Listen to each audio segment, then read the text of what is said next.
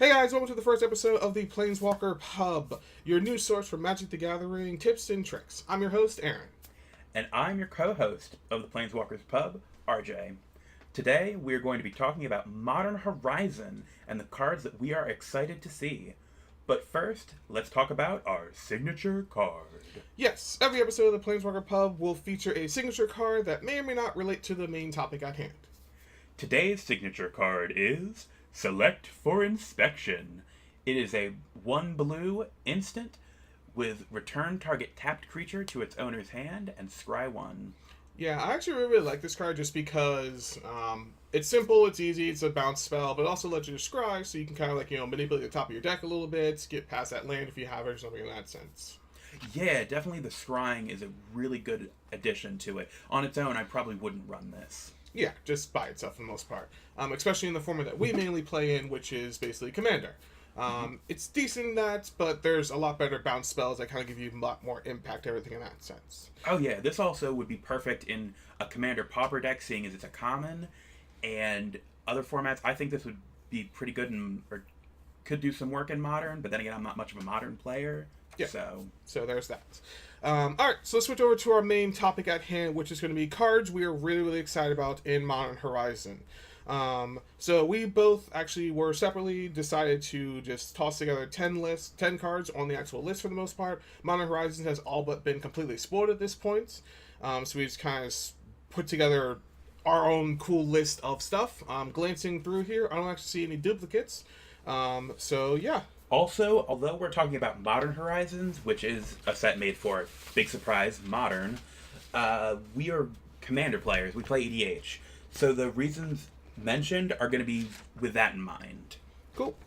So let's go ahead and go to our first card. I guess I'll just go first then. So we're talking about Ulock Queen among bears. Oh, I love me some bears. Bear tribal is a thing, finally.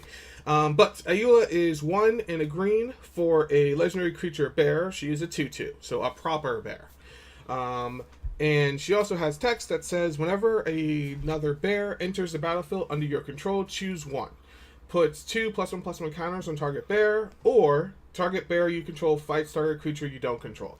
So let's get this off the way right from the gates. There was Goreclaw, which when it first came out, a lot of people were like, hey, yeah, bear tribal, that's a thing now. But Goreclaw focused more or less on power matters, not so much being an actual bear. Yeah, no, his thing was power 4 or greater. A bear is a 2/2 for 2. Exactly. Ayula is a 2/2 for 2. Yes. Not a bear. Goreclaw, bear, not really. Exactly. And for those of you that are questioning, oh, well, what makes an actual bear? The original bear was Grizzly Bear, which was just straight up just a 2/2 for 2, way back in, I believe it was like 10th edition or something in that sense, Like that. when it first came out, and it was just absolutely amazing. So, my first card that I picked was Valiant Changeling. It is a 3/3 shapeshifter. It cost 5 generic and 2 white. It has the ability, this spell costs 1 less to cast for each creature type among creatures you control. And it also stipulates that this effect can't reduce the amount of mana this spell costs by more than 5. And it's a changeling, which means it is literally every creature type. Which also has a very nice combo to it, where if you get a turn 1 changeling, then this basically comes down on turn 2 as a 3/3 double striker for literally free. 3/3 double strike. That is for 2 mana. Because if you're going to run this, you're going to run changelings. I mean, this is beautiful in a changeling deck. Or even just a standard token deck or something like that. So if you've got token soldiers or something in that sense. Like a Tristani deck running worms and rhinos and centaurs. And, something in that sense. My. Yeah, it's basically worms and rhinos and centaurs. Oh my. And we just talked about bear tribal. Didn't mention that. All right. And even with bear tribal or something like that sense or whatever, it can get kind of crazy and kind of broken just because every creature type basically means that, hey, it is this. So it's basically a new modern kind of convoke thing for the most parts. Alright, so switching over to my next card on the list would actually be Echoes of Eons. Echoes of Eons is 4 blue for sorcery, and each player shuffles their hand and graveyard into their library, then draws 7 cards. It also has flashback for 2 and a blue. A reset. That's cool. I like it. I really, really like it just because it says each player draws 7 cards, which is kind of nice. Typically, you don't want to help out your opponents. But you can abuse that. Oh, you can Say you're extremely playing abuse blue-white Smothering Tithe. You just got 30 treasure tokens. No, I didn't even think about Smothering Tithe. I was thinking more or less about like Niv Mizzet or something like that since whatever. Yeah. Everyone just takes 7 damage. Easily.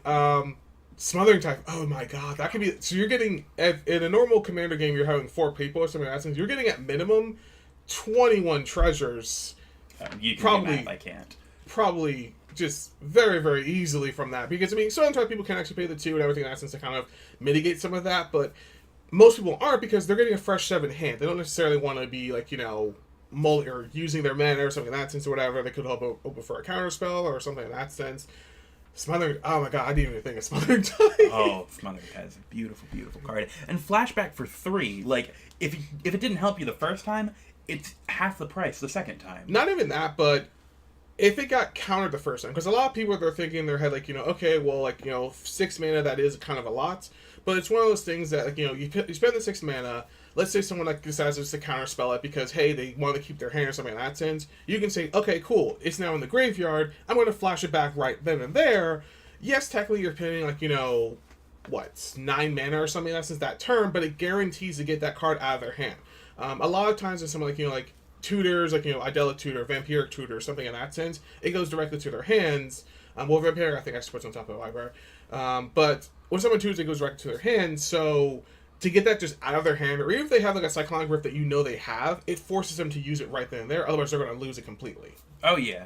Or if you really want to be a jerk, Jingataxis, the Praetor. Your opponents can't draw more than like 1 card a turn or something. Or they throw out their hand at the end of their turn. Basically. So at that point, they just get all this fun stuff, and then it's just like, cool, it's going away forever now. I go to end my turn, they dump their whole hand. True. Or no, it's the end of their turn, they'll dump their whole hand. But it's crazy. It is extremely, extremely crazy. But Smothering Tithe is definitely something I didn't consider for the most part. All right. Moving on to my next card, we have Goblin Matron.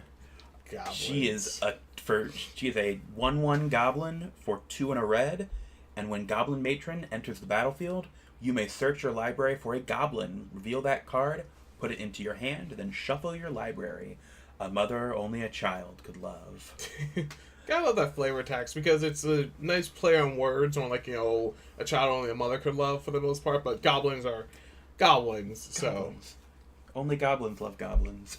But this is just, I put this one more for just goblins in general, because that goblin tribal, yes, there's lots of goblins, but there's, in my mind, never enough love for the goblin. You say that, but there's just so many. There's because Krenko just got a new card. Krenko decks in general are just really strong. Foiled, they stamped Krenko that I'm turning into a commander deck. Oh, great. I've got to worry about goblins running around now. I thought I escaped goblins, but nope. Totally didn't escape them at all. Switch over to our next card, for the most part, is Hall of Heliod's Generosity. I like this one. It's so great. And the reason why I like this one a lot, for the most part, is because it's a legendary land. So it taps for a colorless mana, which is cool. Or you can pay 1 and a white and tap it. Put target enchantment card from your graveyard on top of your library. RJ, how many enchantments do you think you would want to bring back with this? Oh, let me start counting. Speaking of Heliod, Dictate of Heliod, Heliod, literally anything for the most part. We're talking like, someone blows up your Smothering Tithe. Cool, now it's back on top of your library. Someone brings up your Heuristic Study, back on top of your library. Blows up like, basically anything that is... Enchantments are hard to get rid of normally in Commander, stuff in that sense or whatever, or you gotta kind of like, exile it, or you gotta have to put more effort into actually getting rid of it. With this, it's basically guaranteed of, hey, you can waste your mana to get rid of that, I'm just gonna get it right back anyway. I have a friend who plays this Muldrotha mill deck around Persistent Petitioners, and his main strategy against it, I have a mono white soldier enchantment deck, is to just try and mill me out, or good stuff in the graveyard. And this just ruins his whole plan. Exactly. I can get all of my good enchantments back. It's just, it's a great card. It's a really, really, really great card, especially if you're running even like some enchantments. Typically, most people are going to have at least one or two, if nothing else, just pump effects. But if you're running just like a straight enchantment-based deck, then you're really, really good. Alrighty, moving on, I have chosen Dead of Winter. It is a sorcery for 2 and a black. All non-snow creatures get -X until end of turn, where X is the number of snow permanents you control. And speaking of snow permanents, I'm going to go ahead and just jump in as well and just toss out my next card, which is On Thin Ice. On Thin Ice is 1 single white for a snow enchantment aura. Enchant snow land you control. So it has to be a snow land that you specifically control. You can't target one of your opponents or anything in that sense. And then when On Thin Ice enters the battlefield, exile target creature an opponent controls until On Thin Ice leaves the battlefield. So the reason why we decided to actually combine these two is just because we're talking about snow permanents in general, so let's just go ahead and mention them. Let's also go ahead and mention that although they're not technically on the list, we are super excited about the snow lands that are coming out. So who isn't? It's full art snow basics. Exactly. Full art in general is always something to kind of be interested in, just because, like, you know, that versus regular art stuff is usually full art is going to be better. It's considered more premium, I guess. But the fact that these are snow basics, the actual cost of snow basics right now, it's up on the screen, that actually shows you, like, that's the normal price of it right now. But once this new set comes out, hopefully those drop down a little bit. This way you can kind of get, like, you know, get your snow on for the most part. And the fact that, you know, Dead of Winter actually does -X, -X. It's basically just like Toxic Deluge, but with snow in mind, which is just great. Oh, it's a beautiful card. And as well as that, On Thin Ice, it's an exile effect that's attached to a land. Yes, officially they can take out the enchantment or something in that sense or whatever, but guess what? If they take out the enchantment or something in that sense, the actual Hall of Helix, which we literally just talked about, can get it right back. So just imagine that, like, you know, someone actually goes through all the trouble taking out this enchantment, they get their creature back, and then cool, once it's in the graveyard, I'm just gonna put it back into my library. Next turn, I'm banishing that again. Just crazy, crazy combinations. I'm loving the fact that snow in general is just absolutely fantastic. They actually brought us back to this. Super great. Next, we have another Goblin. Yay, goblins. Forgive me for butchering your name, good one, but Pechaluk Mons. It is a legendary creature, Goblin Warrior, for 2 and a red. Whenever Pechaluk Mons or another goblin you control dies, Pechaluk Mons deals 1 damage to any target. And it has pay 3 and a red, sack a goblin, create 2 1/1 red goblin creature tokens. So I'm seeing combo potential just crazy, crazy, crazy for this stupid card. Just because you're paying 3 mana to sacrifice a goblin to create 2 of them. This is basically similar to, I don't necessarily remember his name. It's the skeleton vampire guy that makes bats when he comes in. Oh, we were playing against it the other day. We were playing against it the other day, but I completely forgot it. It's on screen now, but it's one of those things that it's the exact same effect as that, where, like, you know, he comes in, you create some goblins, something like that, whatever, you sack one of them, you get 2 of them. That can get very broken very, very quickly, especially if you're combining it with, like, you know, a doubler or something in that sense. Mono red typically doesn't have any, but, you know, we all know about Parallel Lives, we all know about Anointed Procession. Combining that into, like, you know, red, white, Burrow style deck or something in that sense, this way you've got, like, you know, the whites to kind of help you out. It could get really, really broken really, really fast. All I know is the fact that he loves Krenko loves him. They're, like, you know, just stealing and destroying stuff together. It's going to be a great time. Don't forget cards like Goblin Bombardment or Impact Tremors, stuff that really benefits from creatures entering and creatures leaving. Goblin Bombardment being you can sacrifice a goblin for free and deal 2 damage to any target. This, in turn, makes it 3 damage to any target. I may be wrong about the amount of damage with Goblin Bombardment. Not even that, but the simple factor that, you know, just it's a sacrifice outlet on a stick, kind of on a guy for the most part. This way, it always guarantees that you can kind of, even if you're changing targets, like, you know, okay, I'm going to ping that for 2, and then with his trigger, ping this for 1, or ping you for 1, or something in that sense. It can get really, really broken really, really quickly. Not looking forward to it at all, but I am looking forward to my next card, which is Generous Gift, which is 2 and a white for an instant. Destroy target permanent. Its controller creates a 3/3 green elephant creature token. Let's get real. This is basically Beast Within, but in white. Pretty much. But it's an elephant. It's cuter. It is technically cuter than the actual beast It's token. a gift. Look here. I'm sorry I destroyed your Maze of Ith. Maze or of even Ith. just, because this says permanent, not yeah. valid No, permanent, I didn't just- realize that. I yeah. was trying to think of a creature name. Exactly. Most people typically think of creatures from essence because they're like, okay, like, I've got this giant, like, 7/7, 7/7, that's whatever. It's like, I don't really so much care about your 7/7 because I can just block it, just a trample or something in that sense. But your maze is what's preventing me from actually attacking and killing you. Like, your Gaia's Cradle is something that actually just really, really dangerous. Or even like, Growing Rights of Iklamok, which is basically kind of like a budget Gaia's Cradle for the most part. Mm-hmm. Before it flips, it's an enchantment. You can technically target it either as it's flipping or something like that, because they have to wait till the end of their turn in order for it to flip over into Gaia's Cradle at that point. So you can say, like, they're like, okay, well, I'm going to go to my end step or something like that. Since cool, before your end step, I'm going to go ahead and blow that up and give you an elephant instead. Mm-hmm. But look, elephant! An elephant... I give you elephant! Why aren't you happy? Exactly. A lot of people are probably going to think, like, giving your opponent a creature of essence isn't great, but think about it like this. Would you rather have an Ulamog on their side of the field or 3/3 elephants? I mean, that's just simple for me, personally.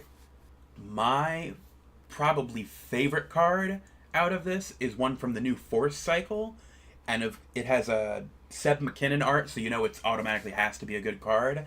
Force of Despair. It's an instant for 1 and 2 black. If it's not your turn, you may exile a black card from your hand rather than pay this spell's mana cost. The stereotypical Force cycle cards. And its ability is destroy all creatures that entered the battlefield this turn. So say your friend is running an Amara deck. And combos off. Because he happens to have, like, a tapper or untapping shenanigans and bull. Just creates lots of bull. A horde worthy of actual, like, soldier tokens. Or someone's playing, like, takes a Karloff or whatever, creates a billion, just hypothetically, a billion spirits. Not that we would know anything about that, Just... Or someone opens the front and makes an equal number of soldiers. Yeah, just these things casually happen in Commander occasionally, and typically in one of those things where it's like, for a fact, you're basically dead. That's just how it works. They don't have haste or anything in that sense, but next turn you're dead if you can't do anything. This allows you to say, like, when they're like, once they're done their little combo and everything in that sense, you're like, alright, cool, like, they're like, okay, move to end phase or anything in that sense, everything's basically resolved, you're like, okay, cool. Let me pitch this Obnixilis and Force of Despair. Exactly. So, pitching basically any card, for the most part, to this will be worth it 1,000%. Even if it is, like, an Obnixilis Planeswalker or just a creature, something with that sense. I was thinking Obnixilis creature, but that's just me thinking Lord Windgrace. Even if you're ditching the Planeswalker itself, like, the Planeswalker itself, with his -3, I believe, blows up at 1 creature. That's not going to help you in a board full of, like, 1,000 goblins or 1,000 soldiers. But blowing up an entire board wipe, it's actually fantastic. There's too many times in Commander or whatever, you'll get that time where someone just create, like, 1,000 Saprolings. Or, like, something in that sense with Slimefoots. Like, Slimefoot can combo off very, very easily, very quickly. You can just say, hey, I'm destroying all of your stuff. So stop whatever you're doing because, no. It's absolutely fantastic. The Force cards are going to be, pun intended, a force to be reckoned with. Good one. Just because it's something that you always have to keep in mind now, that even when someone's tapped out, they're not officially tapped down. Since we're talking about Seth McKinnon, I guess I can go ahead and go to my next card then, which is Answered Prayers. It's 1 white for an enchantment. Whenever a creature enters the battlefield under your control, you gain 1 life. Truthfully, if it just did that, that'd be amazing, but it also has additional text which says, if Answered Prayers isn't a creature, it becomes a 3/3 angel creature with flying in addition to its other types until end of turn. A deck this probably would go in, I don't know, maybe a Hey Sister Soul Sister. I apologize, I won't do that again. Totally fine. But he is right though. Token-based decks are going to want this. If you're in whites and you're running a token-based deck, Soul Sisters, you're going to want this. Literally, Imara, you're going to want this for the most part. Anything that has imagine this with, Elspeth or something in that sense, Oh, whatever. Like, just her symbol +1, you gain 3 soldiers, you also gain 3 life. Typically, if you're running whites and soldiers in general, there is some moderate life gain there anyway. And with this being an enchantment, it's kind of harder to destroy. And if it does happen to get destroyed, once again, the Heliod's land that just got spoiled with this actual card as well. Oh, yeah.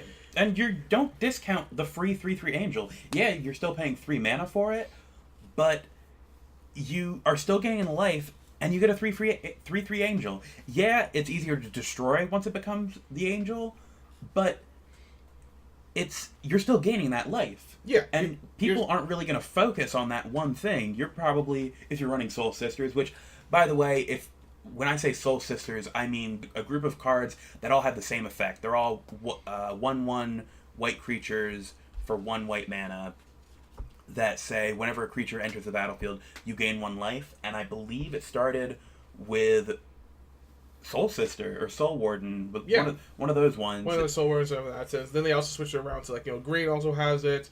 I know they released a new one instead of Rivals of Ixalan, not Rivals of Ixalan.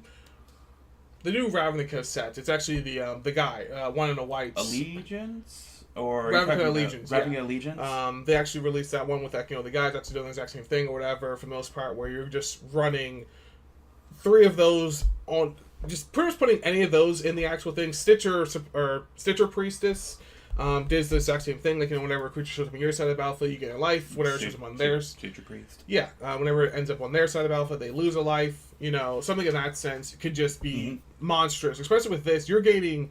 If you have all 4 of those in the field, and then you play this as well, you're getting 5 life for 1 creature. That's bonkers. That really is. No, this is definitely good for. This has Pauper potential, because I don't think... Oh, it is a common, isn't it? It's a common. Oh, no. Oh, my Pauper Commander deck's going to be very good. That means that there are going to be so many of these just floating around. And I'm not 100% sure. We're going to pull it up on the screen real quick. A Johnny's Welcome, I think it's a common, or it's not a common, so... A Johnny's Welcome, too, it's 1 in a white. It's not 1 in a white, it's just a white. Is it just a white? It is just a white, because I dropped it on turn 1 a couple of times.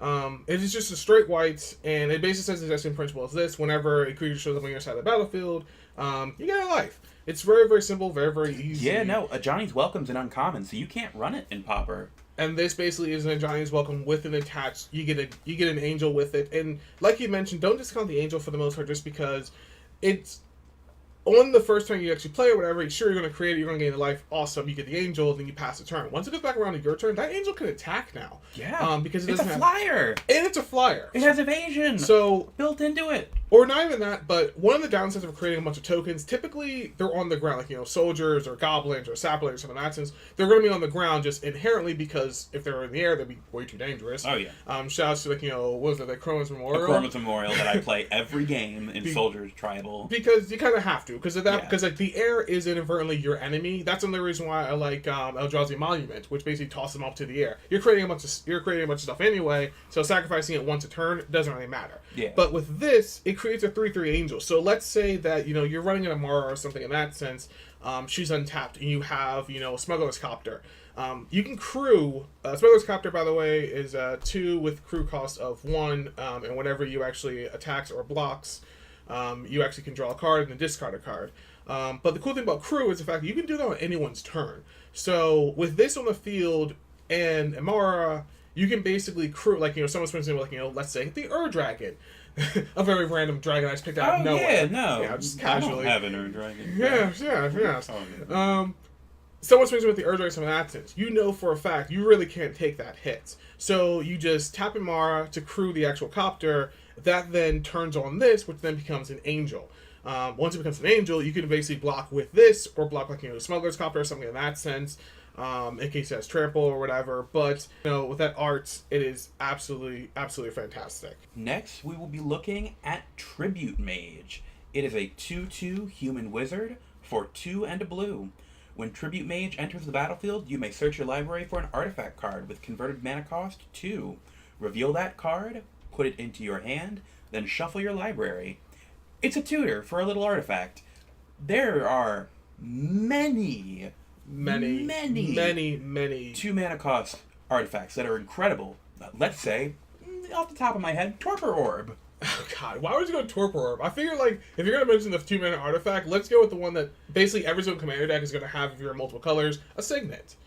I know. This is a tutor. I You know. go for something crazy. You don't go for a Signet. That's true. But if you did, like, need that Signet or something else, like, let's say, like, you're playing, something that's in white and a blue, whatever, you're only drawing blue, or something that's, like, white and a red, or something like that, like, you're playing, like, Saheeli. Well, this deck is white and red is not really going to happen because this is a blue card, but... Oh, that's true. Blue and red, then. I even mentioned Saheeli as well, which is kind of weird. But anyway, like, you're playing new Saheeli or something in that sense or whatever. You can always, like, tutor for something that can give you additional color. I kind of wish this was up to 3, just because it can then go and grab, like, Chromatic Lantern or something in that sense. There's some really broken stuff at 3, so I think your best bet is to keep it at 2. Keep it at 2. Still work it out. But there are it's an uncommon, too. It's not a rare, so... You can... definitely open up a bunch of packs with this in that sense. Definitely toss to a bunch of different decks and everything in that sense. So let's go ahead and go to the more crazier side with my next card, Squirrel Nest. So crazy. Let's talk about squirrels. I personally love squirrels. I personally love any tribal deck for the most part that isn't, like, very buoyantly mentioned or whatever. Zombies. I'm just loving in general. Like, zombies are really, really mentioned. There's kind of a ton of those. Spirits with Taste of Karloff, there's a ton of that. Goblins, we've already mentioned. Oh, me goblins. Bear Tribal got a lot of help, which is really fantastic. So they also decided to reprint Squirrel's Nest. Now, Squirrel Nest in general isn't necessarily a card that's expensive, but it's one of those things I like reprinting it because at the very least now you can kind of open it inside a pack. Squirrel Nest is 1 green for an enchantment aura, an enchanted land. An enchanted land has tap it, put a 1/1 green squirrel token onto the battlefield. Simple, easy, you get a squirrel. Most notably, by the way, if you're tapping the land for this effect, you cannot also tap it for mana. That's one thing a lot of people kind of confused on because lands... That's why I don't run it in Lord Windgrace. Well, that's true, but squirrels. I know you like squirrels, but I still don't think Squirrel Tribal is going to be a thing. I don't know, but... I know you're hopeful. I mean, I guess you could do... I'm extremely hopeful. Shapeshifter Tribal with squirrels and just say everything's a squirrel. That's true as well. I'm really, really hopeful for it because this other card, my next card from this one, I'm kind of cheating by jumping in front of him, is Deep Forest Hermit, which is 3, a green and a green, for a Elf Druid 1/1, and it has Vanishing 3. I'll explain what Vanishing does in 1 second, but before that, so it basically says that when Deep Forest Hermit enters the battlefield, create 4 1/1 green squirrel tokens, and squirrels you control have +1/+1. So Vanishing is a cool mechanic for the most part. It came out a while ago, and what it basically states is on your upkeep, it comes in with 3 counters on it basically. On your upkeep, you remove a counter, and then once all the counters are gone, it basically just sacrifices itself. So it kind of sucks in that sense because your lord basically, or like your thing that's pumping all your squirrels goes away after 3 turns, but it comes in and creates 4 squirrels in general. True. You're paying, how much is it? 5.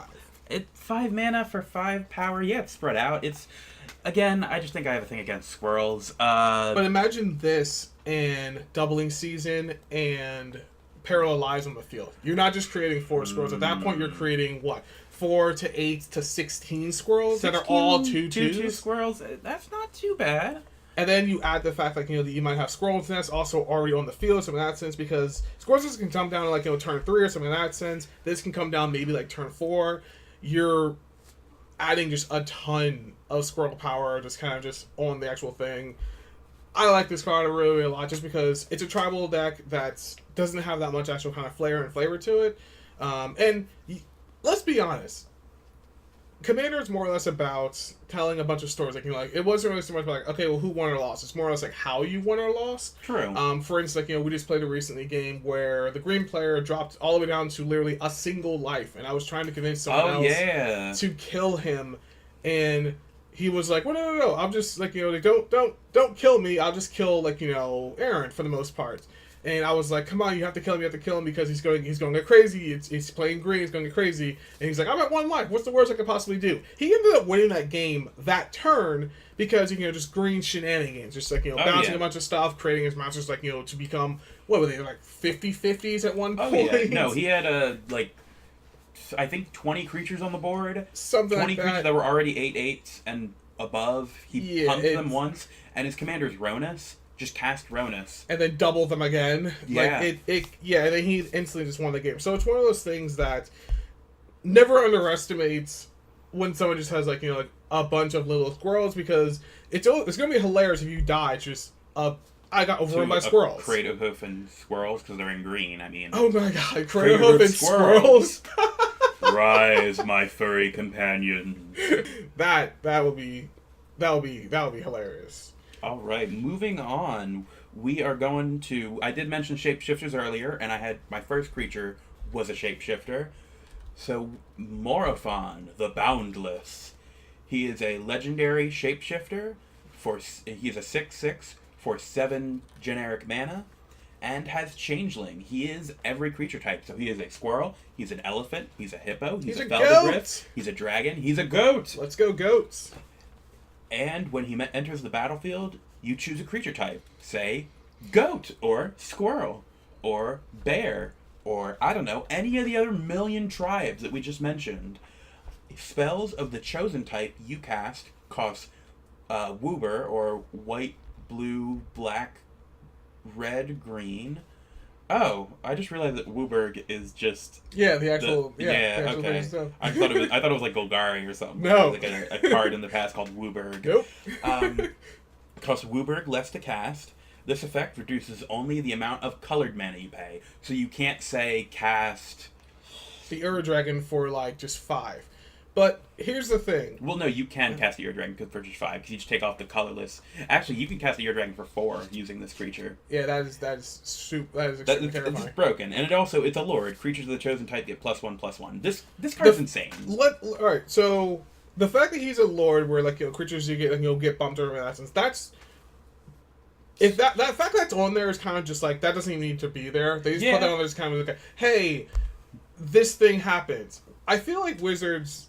Granted, it's Wizards of the Coast where they've been creating thousands of cards of essence. They can't necessarily look and see what every single combination is going to be before coming out with a card. That's why they try to downplay a bunch of cards of essence, or mold them to the point where they're not as broken as they possibly could be. This card, however, this Lord, he is as broken as possible. The reason why is because there is a card called Fist of Suns, where it basically gives you... Got it for $2 before the price went up. And the price is currently on screen right now, as you're actually seeing that, getting it for $2 versus now, pretty good.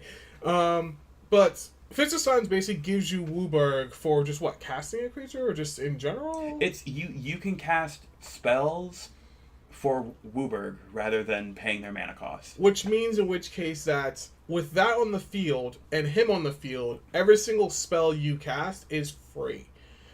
Of the actual chosen type, or just in general? No, it's only creatures of the chosen type. So say I were to make my white soldier deck into a Wooberg soldier deck for whatever reason, I would choose soldiers, and now all my soldier spells are free. Yes. So at that point, you're just flooding the board every single turn for the most part. And there's really nothing anyone can really do to stop you outside, casting a murder or a damnation or a merciless eviction or something like that. Since wherever you just kill this thing, putting this inside we mentioned the Ur-Dragon, putting it inside the dragon deck could just be devastating, because most dragons for the most part they do cost a bit, but they're also have to deal with their mana or something like that, whatever, and kind of crazy. Let's go. This card's really, really crazy. I'm excited about it, but I'm not so much excited about it to the point where I'm actually fighting it on the opposite side of the battlefield, because that can be really, really, really crazy for us. Next card is Kaya's Guile. It is a 1 white black for an instant, and then you choose 2. So it's kind of like one of those modal cards for the most part. So each opponent sacrifices a creature, or exile all cards from each opponent's graveyard, or create a 1/1 white and black spirit creature token with flying. And the last mode is you gain 4 life. I'm not looking forward to this card, because my good friend sitting next to me runs a Taste of Karlov deck, and I don't want to see any of that happen. What's even worse is that at the very bottom it says Entwine for 3. So Entwine cost basically means you're paying additional more to it, and you get all these modes all at once. So for 4 whites and a black, you can literally do every single thing I just mentioned, which having an opponent sacrifice a creature, if someone's running a Voltron deck, like, SRAM or, pretty much any of the main Voltron decks or whatever, like, a lot of the Voltron commanders will actually have Hexproof or something like that, and sacrificing it gets around Hexproof because their controller is the one that's destroying it, not you. Exiling a card from an opponent's graveyard, this is an instant. So you can say, like, someone like targets it with, like, Gitrog or something like that, says, I'm going to get back this. Well, in response to that Gitrog targeting, I'm going to target and exile it instead. So let's say someone, like, happens to strip mine you and it goes to the graveyard, they're going to get back with, like, a Gitrog or something in that sense, or, like, that type of deck. I'm going to go ahead and do this instead. Let's say someone has Dredge. It's a mechanic that is new. It's in this set as well. They're reprinting Dredge? They have a few Dredge must cards. Have missed it. Are you sure are they new or reprints? I believe they're actually reprints, but we're not entirely sure. I'll put them up on screen for the most part if I do actually manage to find them, or just give a nice cool, like, sorry, I messed up, for the most part. No Dredge. No Dredge. Because isn't Dredge like what's Dredge on the Storm scale? You probably show that on the screen. That's the thing. They said they were not going to reprint anything with Storm. There are cards in this set with Storm. Oh yeah, there's new cards with Storm. That's my point. Like, so it's like, so the fact there's like, oh, where's on the Storm scale? That doesn't matter apparently. The Storm scale doesn't exist anymore. The Storm scale itself got stormed. Cats and dogs living together. What can you possibly do? Targeting a card in your opponent's graveyard just to kind of get rid of it, and more importantly, exiling it. This way, they can never get it back. Stopping a Dredge thing or something in that sense, that could really help out and make you win the game, or at the very least not lose right then and there. Creating a little 1/1, that's kind of a okay. Gaining 4 life could save you in a pinch, especially if someone like purpose is like like, hey, you've only got like 20 life or something like that, whatever. This is exactly 20 damage. To kind of just kill you. You're like, okay, cool. Before the damage, I'm going to go ahead and cast this. You have to exile a creature, or you have to sacrifice a creature, and I'm going to gain 4 life. So you can live one more turn, which is really, really great. And the fact that the Entwine cost is only 3 additional doesn't cost that much, and then you get a bunch of cool stuff to get with it. Oh yeah. I really, really like the fact that this is an instant. I love the actual art on it. Kaya as herself, I'm not really a fan of, just because I don't know. There's not a lot of great cards. She hasn't had that many great cards with her, at least not for Commander's sake. But yeah, really, really, really great card. All right, moving on.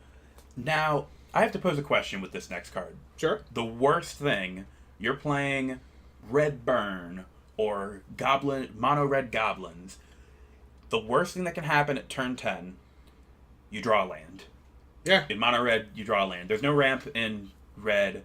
There's no card draw in red. Not really. So at least not card draw that doesn't burn you yourself. You have Tormenting Voice. What's the other one? Oh Lord, the Faithless Looting. Yeah. There is a card being printed. It's going to go in my Lord Windgrace deck because it has to do with lands. But Tectonic Reformation. It is an enchantment for 1 and a red, and it says each land in your hand has cycling for a red. Okay. Sounds pretty meek. Sounds like not crazy. But if you have 8 mountains on the field, it's turn 10. You've made most of your land drops, obviously, if you have 8 mountains. Mm-hmm. You don't need another one. Yeah. But you have plenty of red mana. So, cycle it. And the cool thing about cycling, for the most part, is you pay the red or you pay the cycling cost, and then you basically discard that card and then draw a new card. Not only that, this enchantment, if you draw this on turn 8, and you're like, well, damn, I really don't need this right now, it has cycling for 2 colorless. Yeah, so it also cycles itself for the most part. Like, even if you draw, like, like earlier or something like that, or, like, you know that you're going to get it back some way, shape, or form. It is an enchantment after all, so you can possibly get it back if you're playing Boros. Once again, bring back the Heliod land, just because I really, really am excited about that land. But you can cycle this away earlier and then actually get it back. Or let's say that, you have to deal with a board wipe or something in that sense, and your Toxic Deluge is probably right underneath of this. You cycle this away, you then draw your Toxic Deluge at that point, you're good to go. Or at the very least, you know, you're probably not going to die unless someone happens to Emrakul and then draws a to lose for you. Don't say that ever again. So we were playing a game. Don't. I'm leaving. Bye. And I cast. Getting up, walking out. Story time, kids. So I was playing my Emrakul. Small story, I promise. I was playing my Emrakul, and I cast my Emrakul. It took his turn. And then on the top of his card was actually Toxic Deluge, so I then Toxic Deluge him. Before you finish that, mention our life totals. So my life total was at 4 life. I was legitimately at 4 life. We were only 2 left. I was at 4 life, and he was at 37 life. So pretty much if I draw on anything other than Toxic Deluge, I was going to lose that game. But the fact that I drew it was awesome. I won the game. There's a cool story behind it, which then goes back to the same principle of Squirrels, that the story matters, not so much the fact that if you won or lost. But this card, I really, really like it just because cycling is really, really cool. There's a bunch of stuff now that actually helps with cycling. There's a bunch of cool cards that say, like, you know, like when this card gets cycled, and when you cycle a card, something in that sense, something else happens, which is cool. And just cycling in general is good for the later game. It's good for the earlier game to kind of just fix up your draws, because nothing's worse, I feel like, in Magic, even if you're in like a lands matter deck, than drawing 3 lands in a row. It is kind of a giant feels bad moment because you're not really doing anything. You're kind of you're ramping, but you got all this money, nothing to spend it on, basically. Speaking of stuff to spend it on, let's talk about my next card, which is Spell Snuff. Counter spells, my favorite. It is 1 blue for an instant. It just specifically says counter target spell. It also has Fateful Hour, which doesn't come up that often. If you I have no clue what that means, so please, Faithless Hour, for the most part, states that if you have 5 or less life, draw a card. Faithless Hour was a mechanic that they introduced a while ago, and was very good in Standard at the time, mainly because Standard starts off at 20 life, so it's a lot easier to get down to under 10 life or under 5 life, something in that sense, but still be kind of alive in order to do stuff. Commander, Faithless Hour very rarely ever comes up, just because we're starting at 40 life, so we really, if we're dropping down below 10 life, at that point we're usually going to die anyway. So Faithless Hour isn't really going to help us out for the most part. But this I really, really like just because it's a counter spell. I'm a person that just loves me some counter spells just because... You probably know how much I like counter spells. I heard. I like counter spells. If you're playing blue in general, it is kind of your own personal duty and personal kind of preference to run counter spells just because you can kind of police the table a little bit, where it's saying, oh, I'm going to cast the Ur Dragon for, I'm going to cheat out the Ur Dragon or something like that, sense or whatever. Well, you can say, no, counterspell. You're not doing that. Someone goes, to combo off with, a Get Rog combo or something like that, sense or whatever. Sacking lands and bringing stuff back or whatever. You can say, okay, cool. In response to, you summoning Get Rog or something like that, I'm going to counter that. Or, you summoning this creature, I'm going to counter that.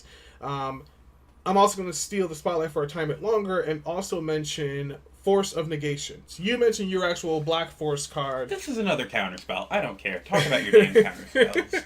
You mentioned your Black Force spell. I'm going to mention mine. So everyone knows for the most part Force of Will. Force of Will is a decently expensive card. Only $125. What are you talking about? Yeah, it's just casually $125. Just whatever. Price is on screen, by the way, for the actual price as of right now. Mm-hmm. Note that price is probably going to go down, maybe $10 or so. Probably only because this card came out. And this card, Force of Negation, says it's a 1 blue for an instant. The same kind of costing principle of if it's not your turn, you may exile a blue card rather than pay this mana cost. Counter target non-creature spell, and then if it would be countered this way, exile it instead of putting it to the opponent's graveyard. So I don't like the fact it says non-creature. That kind of makes it limited a little bit, but it's one of those things that it stops against literally everything else outside of a rated creature. Mm-hmm. If they're comboing off with creatures, nothing you can do about it. However, I cast Board Wipe. No, you don't. I cast my own counterspell. No, you don't. Exactly. And I also like the fact of just kind of the flavor of this, where Spell Snuff is 1 blue. So typically whenever you're playing a counterspell, something in that sense, or just playing a blue player, they're going to have some mana left open, 3 mana or something like that, since in order to have their counterspell. Let's say someone goes okay, I'm going to go ahead and play this Craterhoof Behemoth. You can say okay, well, I'm going to tap out and use the 3 blue I basically have, play my spell stuff. At that point, most people are like, okay, well, they use their counter spell, so I can now cast whatever I want at this point. So, cool, my creative counter, I'm going to cast like my Lord Windgrace or something, and that's to kind of get him back, or whatever. You can then say, okay, no, I'm going to discard this, like, you know, I don't know, Birds of Paradise or something in that sense. Birds of Paradise is it's green. green. I know, I thought about the two. I was thinking in my head, I was thinking of the... can tap for blue, but... I was thinking of Swan Song in my head. Well, actually, that would work. Exactly. You could technically discard Swan Song to this in order to actually cast it, but at that point, you might as well just cast Swan Song. Yeah. Let's toss Rhystic Study then. That's a blue card. Sure. You can then toss Rhystic Study and then counter that as well. So having this as a blue counter, another blue counter that you don't have to have mana for, it just makes... That's why I mentioned the force cards are going to be... I hate it already. I know you do. It's going to be great. And here's the thing. I'm going to hate it too, because I play a lot of really crazy stuff. I have an Amanatu, like, you know, Planeswalker deck.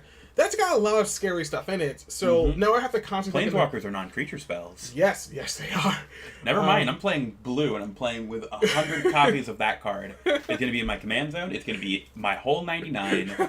Just constantly just, like, discarding to actually do that. Personally, if someone actually... Well, is this actually a... It is a rare, so it's a decent chance that you will actually get it. But it's one of those things that it's... The force cards are going to be really a force to be reckoned with, and I'm... Oh, a force to be reckoned with. And I'm... Didn't we say that earlier? We did, but I'm mentioning it again just because it's... I'm scared. I'm honestly scared for the most part, just because I don't...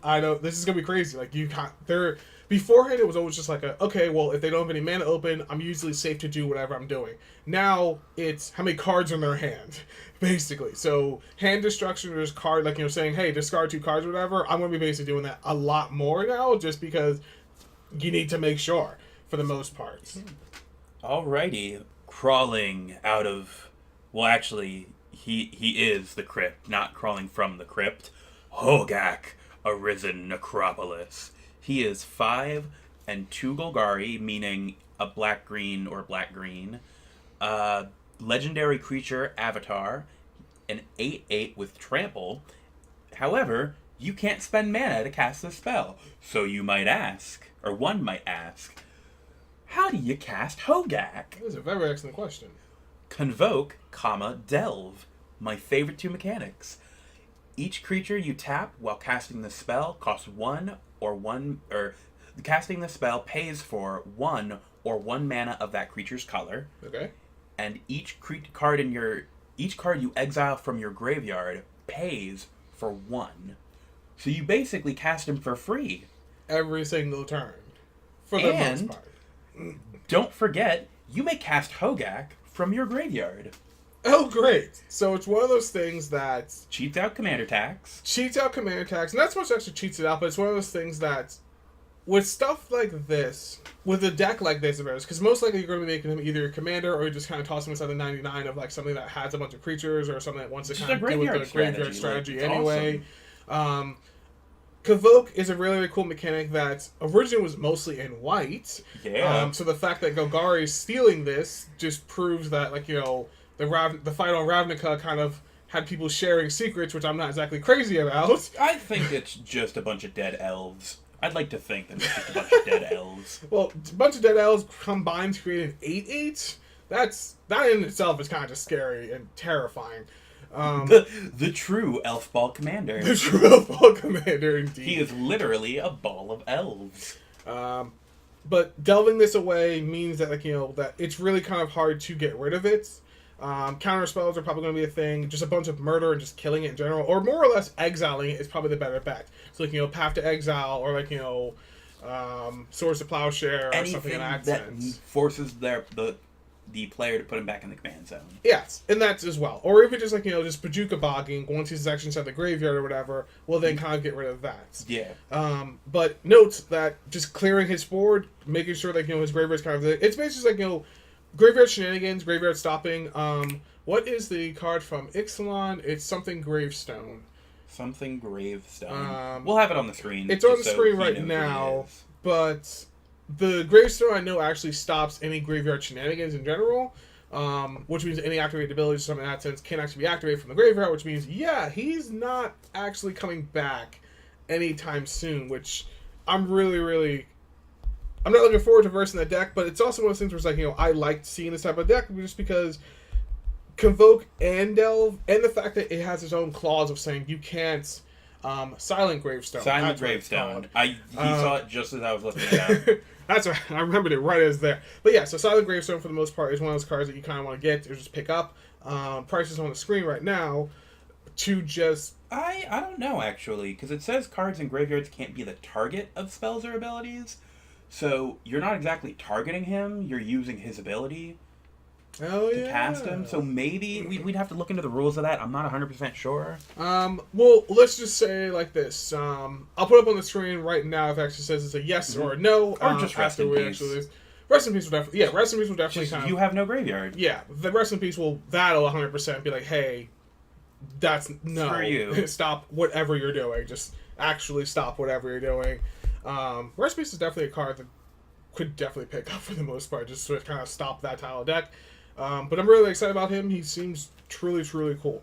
My next card is probably my favorite card out of the entire set. When I saw it was spoiled, I just literally lost my mind. I was actually texting RJ like a billion times just because it was amazing. It was only like, what, 2 a.m., 3 a.m.? It was something like that. It's when it actually got he's spoiled. The night owl. But it is Sword of Truth and Justice for a 3-mana artifact equipment. Equipped creature gets +2/+2 and has protection from white and blue. And whenever equipped creature deals combat damage to a player, put a 1/1 counter on a creature you control, then proliferate. Okay. He said it like it's not a big deal. Like, well, here's 1/1 counter and then proliferate. Okay, so let's tear this card apart for a second. Okay, so for starters, I run a SRAM, the Artificer, or Voltron style deck. Voltron, for the most part, is kind of like, putting a bunch of stuff on one creature, swinging for 1 million. Having the swords in general, all 5 swords are currently on screen, by the way, of what we currently have in Magic. We haven't had a new sword since literally now. The sword cycle is amazing just because it gives a creature protection from a particular color, which means... Two particular colors, which is even worse. And it always kind of does this cool thing whenever it hits an opponent or something in that sense, or just hits in general. There's always Umezawa's Jite, which is another kind of like sword-based thing that you want to get in a Voltron deck. This increases the sword cycle because finally they're doing the additional colors. Yeah. I think what's the last one are considered allies? Or no, they're the last sword cycle were... Yeah, I think it was allied because it was like... No, because Golgari's not allied, is it? Well, because like, you've got like Is It, stuff like that. There's allied pairs and there's enemy pairs. We're not entirely sure which is which for the most parts, but it's one of those things that there were only 5 originally. Now there's going to be 10, hopefully, by the time this is ending. Although I really hope so. They only spoiled 2. They only spoiled 2 for the most part, and this is like the last possible day that they're actually possibly going to spoil anything. Now, granted, they could also not spoil the last 3 swords, and people just open them in packs and just be freaking out. Yeah. Although that would be fun. I could go for that. It would be fun. But we're splitting a box, so we'll be sitting right where we are now, opening up 36 packs. So just pure gold. Goodness. I'll be excited for that, but I'll also be extremely angry about that because I want to know what's coming down the pipeline before it hits me. This way, I know, okay, what does that sword do or something? That's just whatever. I'm super excited about this. Giving it protection from white and from blue are 2 very important colors, because once this is equipped onto your creature, Swords of Plowshare, Path to Exile, 2 cards that typically you want to use against a Voltron creature. Oh, I didn't think of it. Oh. Yeah, they do nothing. They do nothing, my guy. Bounce spells, like our signature card of Select for Inspiration, or Select for Inspection, return target tap creature, that does nothing. It physically can't target it. The cool thing about protection is the fact that the definition of protection, by the way, is the creature's, let's say, protection from blue. That means the creature cannot be blocked by a blue creature, cannot be dealt damage by a blue creature or blue source, it cannot be targeted by a blue source. Which basically means that if your opponent is playing, a blue-white deck or Azorius in general, most of their creatures in that deck, or if not all of them, are going to be blue-white. Your creature is officially unblockable against them unless they have an artifact creature or something like that, since that's colorless. And even better, when this sword hits, it gives a +1/+1 counter onto a creature you control. Now, note, this gets around Shroud. So Lightning Greaves aren't going to be bothered by this because it says put onto the creature. Oh. It doesn't say target or anything in that sense. I'm never good with the whole target put board at anything of that matter. Shroud confuses me. That's why I try to play with Hexproof. Which is the reason why let's talk about Shroud for a second. So Shroud basically states that, well, Hexproof in general states that your opponents cannot target your creature, let's say a creature with Swiftfoot Boots, your opponents cannot target the creature with a spell or ability. Now note that Board Wipes or like Cyclonic Rift will still affect it because it affects everyone simultaneously. Yeah. So something like, Path or Swords or whatever, again, something that has Hexproof isn't going to affect it if it's your opponent. But you yourself can still target it. So you can still technically Chaos Warp your own creature. With Shroud, nothing can target it. You can't target it, and your opponent can also not target it at all. So by putting on Lightning Greaves, which is a typical thing that most people want to do in the Voltron deck because Lightning Greaves equips for nothing, it kind of is a double-edged sword in that sense, or double-edged boots, I guess, just because you can't equip on new stuff. You can't really pump up your creature or something like that. But with this, it just says put, which basically means it gets around that Shroud because it's the game itself is saying, hey, you've got this counter. Just use it forever you feel like, for the most part. It's kind of like someone just giving you a free $2. Just like, hey, here you go. Thanks for being a good guy. You're like, okay, cool. I'm going to spend this on this. As opposed to someone saying, hey, go buy me a soda. Something in that sense. And the cool thing is, it says proliferate. Now, I was originally not as crazy about this because once again I mentioned I've got a Planeswalker deck, so I was thinking proliferate instead of Planeswalkers. But counters is a serious thing. Not so much in a Voltron strategy. Like, Voltron, for the most part, usually wants, to create just a bunch of auras onto a creature and just pump them up in that sense, or a bunch of equipment to pump them up in that sense.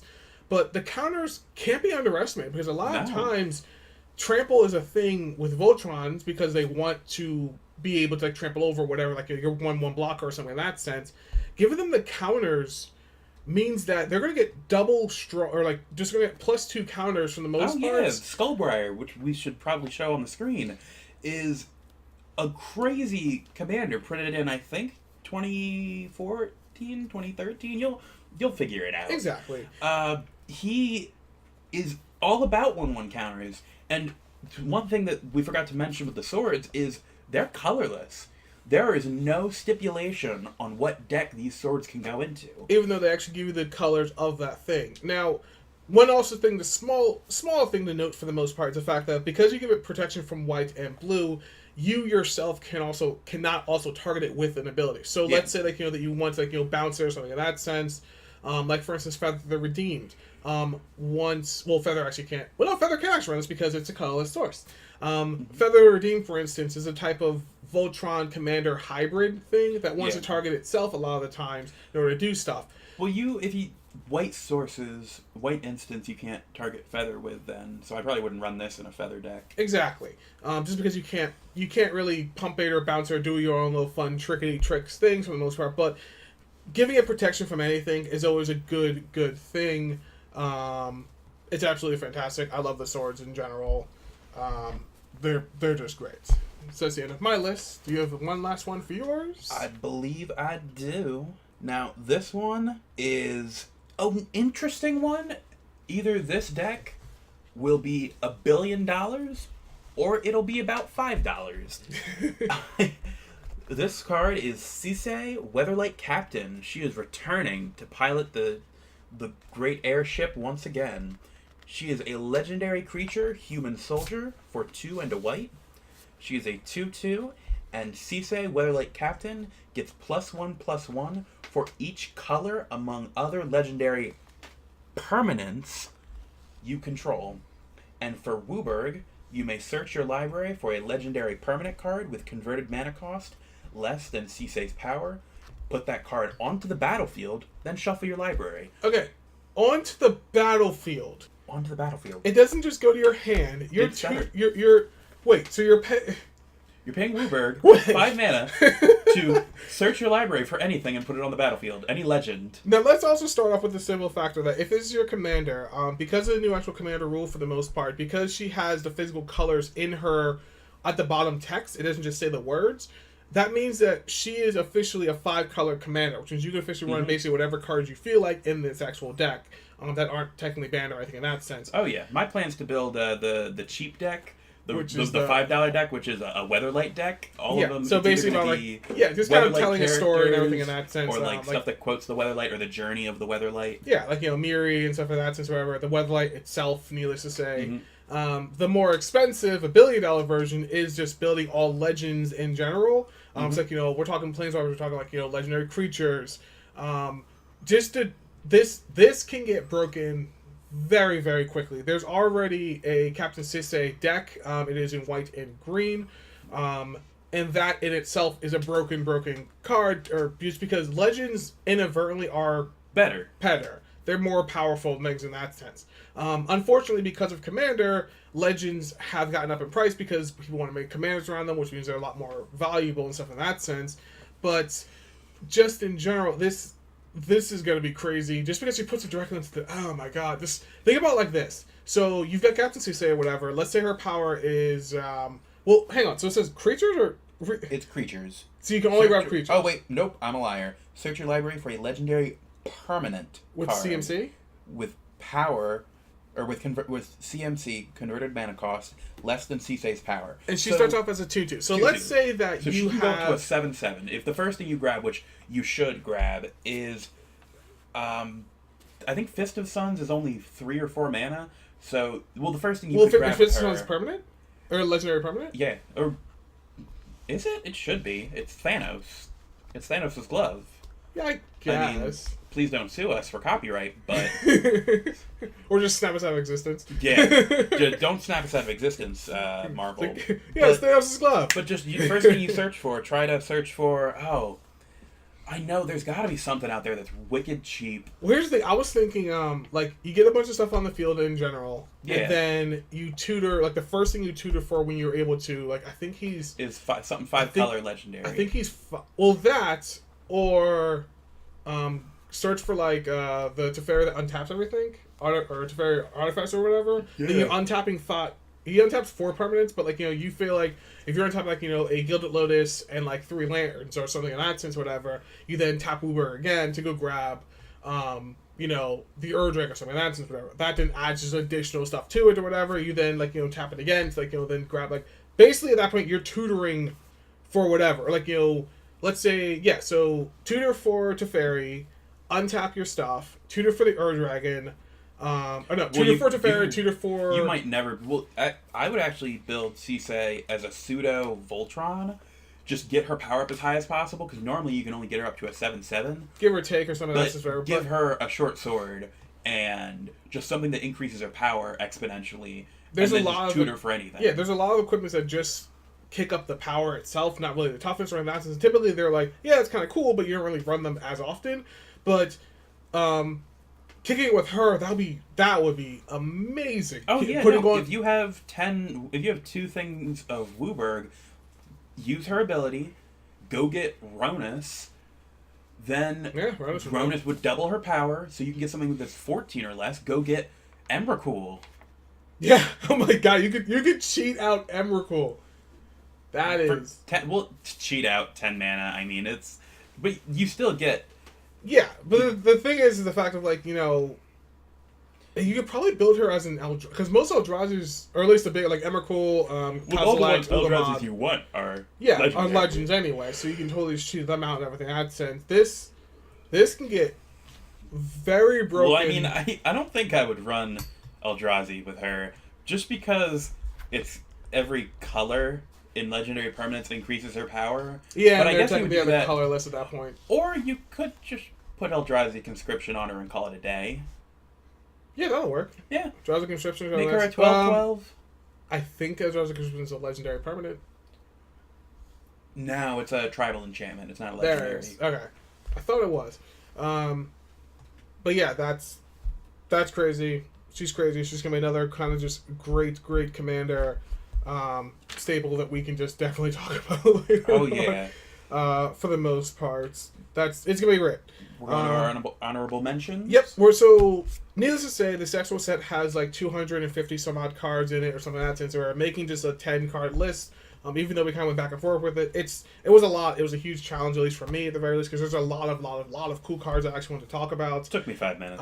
It took him 5 minutes just because he just went for all the legends in general. Just like, we're Commander players, so I like my stuff. What up? We're Commander players, so it's understand. Like, building new decks is always the best thing. Like, regardless if this set is for us inadvertently or not, new cards are still great cards in general because we can always put them wherever we want. That's the cool thing about playing Magic in general is the fact of, unless you're playing standard or something in that sense or whatever, you're not necessarily limited to this particular card pool. You can basically just play whatever you want, even in Commander. So we decided to just go for a couple of honorable mentions. I'm just trying to go and blitz through my 3 real quick, just because I know he has a little bit more than I do. So let me just go ahead and start off with Unsettled Mariner. Sure, let's go with that. English is hard, people. That's correct, Mariner. For a white and a blue, for a 2/2 Changeling.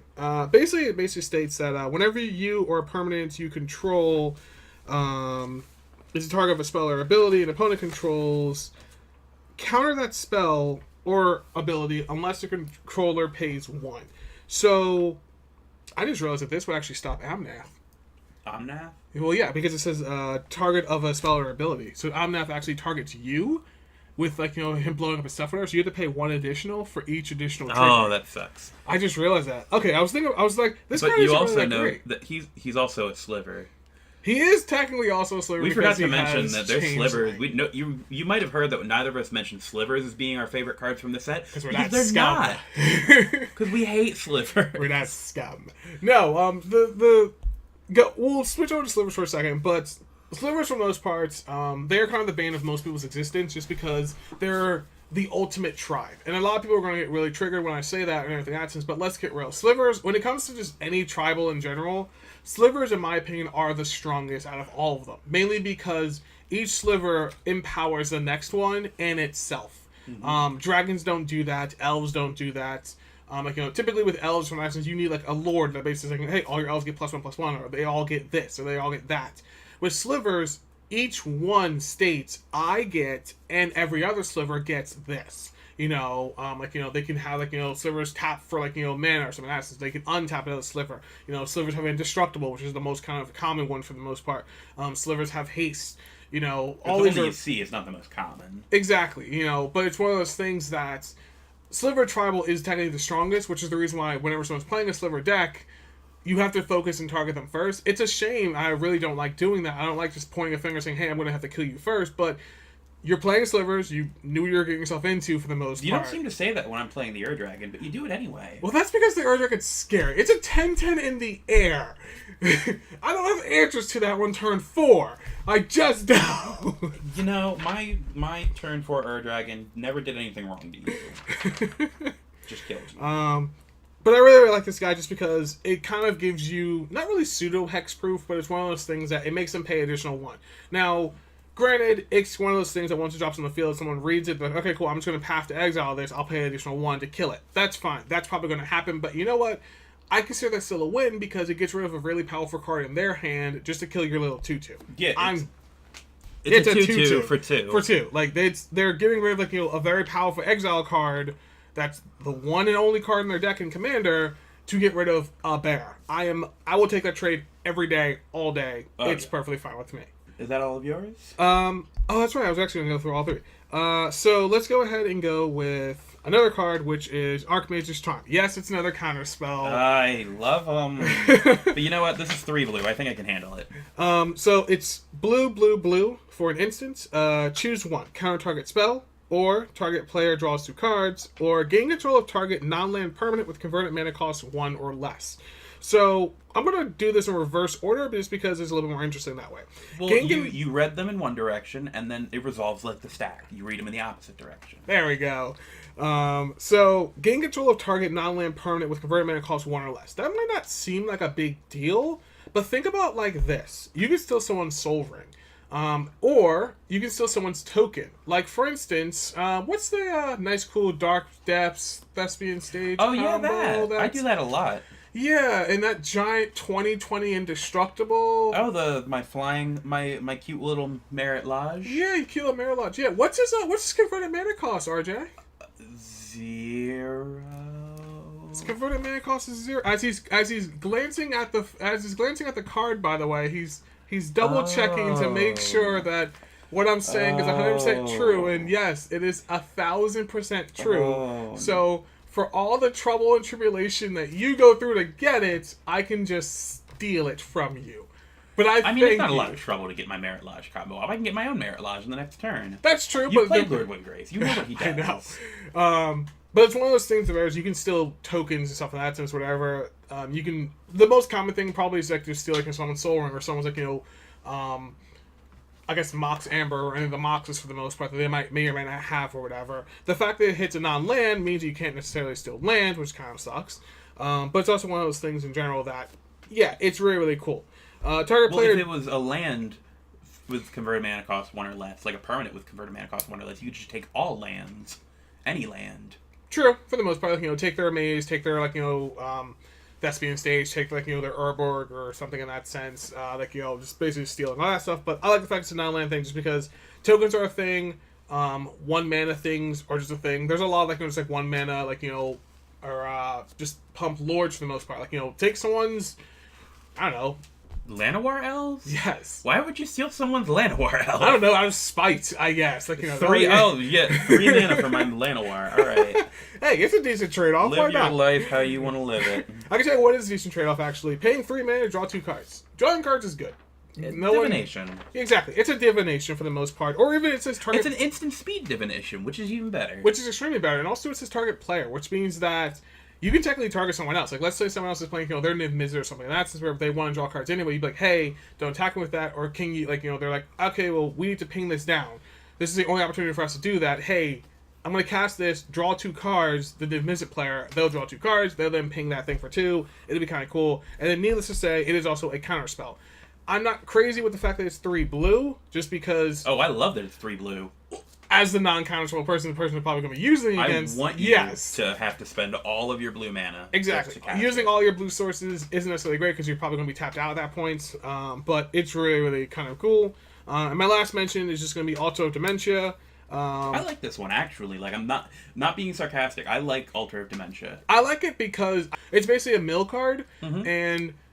Dementia. It's an alternate win con for more green decks because they needed more. Because you throw that into a deck, you play Craterhoof, you throw out all of your creatures. Oh yeah, you could basically mill the entire table, and then you can mill the whole table. If you have if you say you're playing a token deck, you have 10 creatures on the field. You probably need more than that in 4-player. Yeah. You play Craterhoof, everything becomes an 11-11, or would it be 10-10? They would be 10-10s, but even still, taking that out and sacrificing all of them, whatever because at that point where you're actually playing Craterhoof, even if you're not cheating him out, you're talking maybe turn 5, turn 6ish or something in that sense or whatever. So people have either ramped or they've tutored or their deck isn't at 100 cards anymore. Mm-hmm. So even if they're at 60 cards, sacrificing all these guys from that sense, and even if you don't kill anyone with this, and this is milling them out, taking them down by making them mill 30, 40 cards, that's huge. Absolutely. But those are my actually kind of honorable mentions for the most part. All of my honorable mentions are just because they're jokes and I find them funny. Well. So first we have Goat Nap because, say it with me, Goats! Then Feaster of Fools I thought was so on flavor. It's a... creature demon. Should I explain Goat Nap? No, they don't need Goat Nap explained. Goat Nap's gonna be on screen anyway, so it's fine. Goat Nap is its own thing. You can look it up on your own. Feaster of Fools. It is a demon for 4 and 2 black. Mm-hmm. It is a 3/3. It has Convoke. Again, one of my favorite mechanics. Flying and Devour 2. I think it's everything. It is so flavorful. All of your clerics come together and they worship. And they bring forth this demon, and then the demon eats all of them. I can dig that. The cool thing about Devour, for the most part, is whenever the creature is cast, or at least upon entering the battlefield, you can basically sacrifice a number of creatures, and it's Devour 1, Devour 2, how much? It's Devour 2. Oh, great. So for each creature that you sacrifice, it gets plus 2 counters on top of it. So you tap 6 creatures to summon it, and then you Then you sacrifice sack all 6 6 of creatures, them. It's and getting now plus you have a 12. 15/15 That is with flying. That is not cool. That's super not cool. That's something that can be just kill Emrakul. Yeah. A demon that can kill Emrakul because it had a nice dinner. That's terrifying. And now, I think I already said I had a favorite from this set, but I lied. My favorite from this set must be Lightning Skelemental. It is just a play on the old Boros Charger. I think that Boros Charger is the name of it. It's a 6/1 for a black and 2 red. Mm-hmm. It's an elemental skeleton with trample and haste. And whenever Lightning Skelemental deals combat damage to a player, that player discards 2 cards. They traded out the lifelink from Boros Charger. From the other one. From that, and Lightning Skelemental gets the classic Rakdos discard.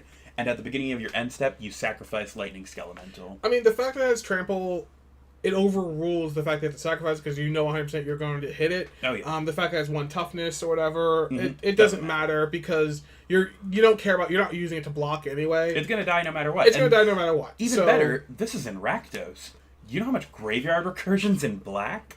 Not even that, but just the fact of it makes your opponent discard cards. Like, card advantage, we've already mentioned or whatever, it's very, very important. That's the reason why there's a lot of, like, draw 2 cards or something in that sense or whatever. This basis makes them discard those 2 cards. It's great. It's absolutely great. And it's funny because it's a Skelemental. And my last one that I have to mention is Talisman of Creativity.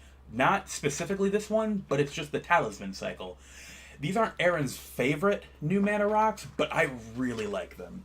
It's 2 generic mana or 2 colorless, whichever you prefer. It taps for a colorless, or you can tap it for either, in the case of the Talisman of Creativity, a blue or a red, and Talisman of Creativity deals 1 damage to you. So it's a ping land, but on a signet instead. Which is totally awesome. The reason I'm not really a fan of this is because I don't necessarily like taking damage in general. Now, the Talisman, the one, because I believe there actually is a green-white one. Yeah, of course. That one I actually might pick up just because it's going in my Soliciting deck where I'm gaining a bunch of life anyway. So the life loss in that sense is kind of meaningless.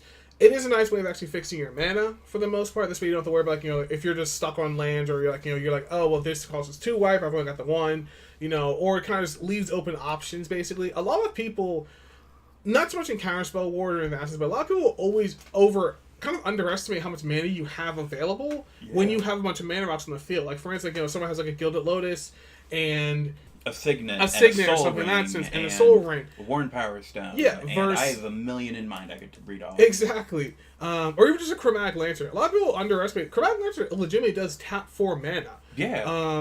And people always think like, okay, well, okay, what do you got? Oh, you just have the 1 blue. Okay, fine, I can use the cast this thing. You're like, no, I have 2 because I can tap the Chromatic Lantern, and that gives me the additional blue that I need, or something in that sense, just because it changes the game up a little bit. Having a bunch of them, or just having like 1 or 2, is always a good thing. Like, how many times has anyone actually blown up your Soul Ring?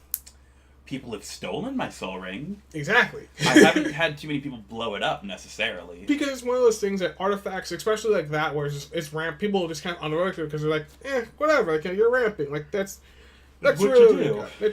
It's what you do. Any final thoughts before we go ahead and just wrap this up? No, I think that will be all from me. All right. In that case, let's actually hop over to the cleanup step, where we basically say thank you for watching the actual first episode of the actual Planeswalkers Pub. Absolutely. Make sure to actually hit that subscribe button for new episodes every single week. All that YouTube stuff. Like, commenting, subscribing, everything in that sense or whatever. And we just want to personally thank you, whatever. We are definitely new to the whole YouTube channel thing and everything in that sense, so definitely make sure to actually, share, mention your friends, everything in that sense. And we'll catch you guys next time. Absolutely. Signing off.